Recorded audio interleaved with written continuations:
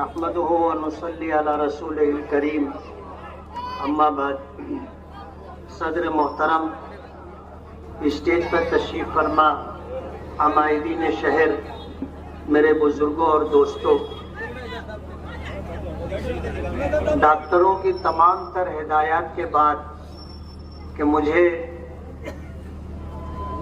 कुछ कहने में थोड़ा सा परहेज करना चाहिए, लेकिन चंद बातें मुझे कहनी है कि जिस तरह के झूठे इल्ज़ामात हमारे मुखालिफिन के स्टेजों से लगाए जा रहे हैं, जैसे अभी कल के जलसे में शेख आसिफ साहब ने ये कहा कि मुफ्ती साहब ने बम्बई में ओशीवारा कोई जगह है, वहाँ पर 179 करोड़ रुपए की ज़मीन खरीदी है।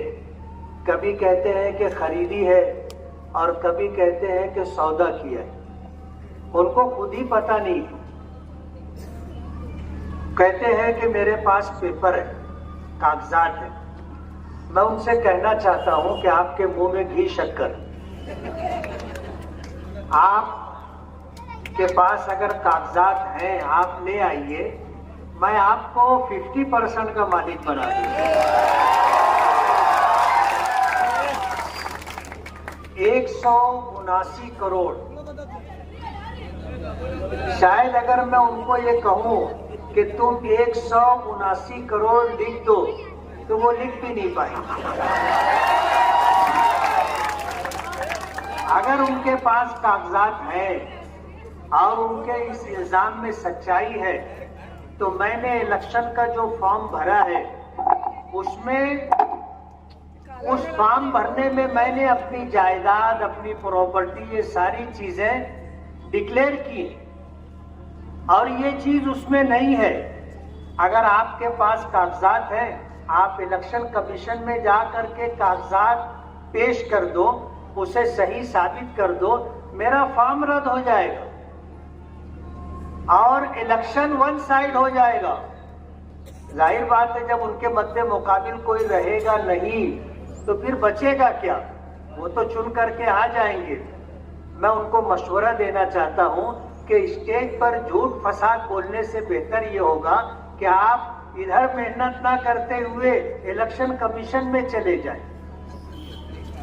इस तरह के बेबुनियाद झूठे इल्जामात लगाए जा रहे हैं। मैं आपसे ये कहना चाहता हूं कि इलेक्शन होता रहता है। 2019 में भी इलेक्शन हुआ था। हमारे ये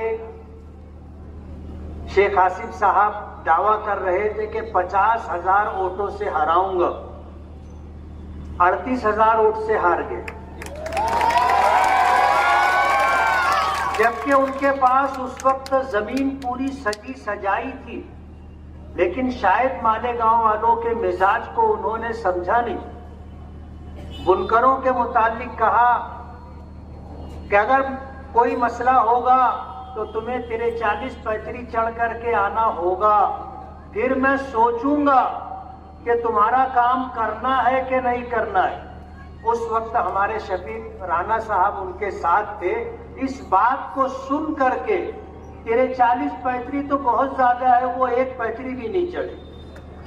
हमारे यूसुफ इलियास साहब ने ये बात कही कि ये तेरे 40 पैतरी की बात करते हैं, हम 2 पैतरी चढ़ करके मस्जिद में चले जाएंगे, अपने परवरदिगार से अपने मसले हल करवा देंगे।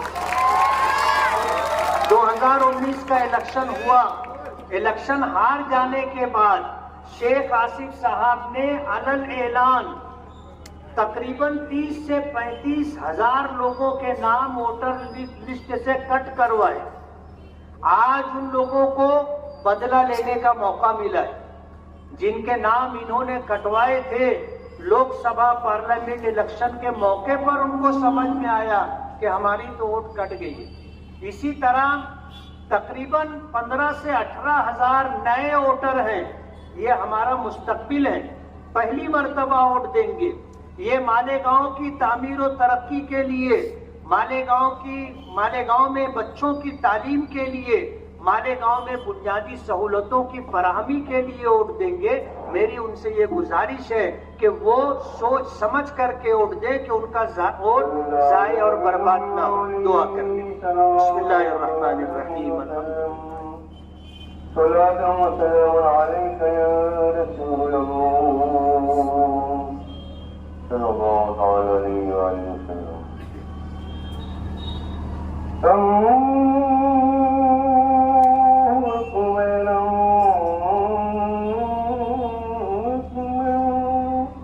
बिरहमतिक या अरहमर